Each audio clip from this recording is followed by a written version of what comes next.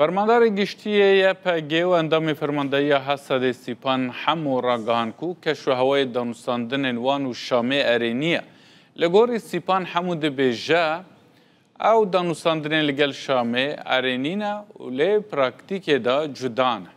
Sîpan Hemo ku Endamê Fermandariya Giştî ye giryarên hikûmeta Şamê li ser erdê dibêje ne li gorî gotinên wan erênîne.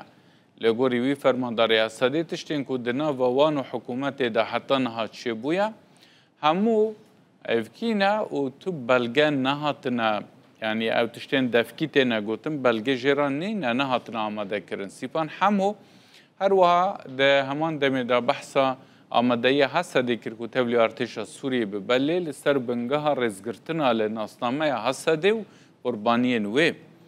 Wî Endamê Fermandariya Giştî dibêje divê rêz li nasname xebat û qurbanîdanên Giştî û mafê hemû pêkhateyan bêgirtin. Erdê tesarrufat cidatir ne. Ême pêşniyarê me û hêviyê me ew wekî ew ne tiştê daxivin, ew cewekî erê heye wana di li ser erdê jî pêk bîne were. Wextê ev ne derbasî ser erdê bûn, bêguman wê di hemû aliyan da itmînan çêbibe û gavên itmînanê wê bixwe به جسارت بریارن تبلیبونی بده رابر کردن. اما حالی حاضر تشکی رنگی تونه. حتی نه تشتی نوبری مدا به گرانی تشتی شفاوینه. یعنی تشتی نه هین نه دربازی وثیقه کی بیا و نه دربازی قراری کی بیا نه دربازی قانونی کی بیا.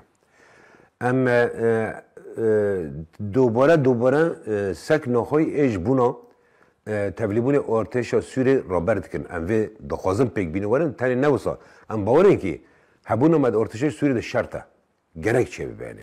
Li ne bir rengi ki iksai و rengi ki tüne hasıbandın o bixwazibin bêjin ki wala işte hêzekî ya çekdar di Sûriyeyê de hebû me wa îzaj ortaya rakir.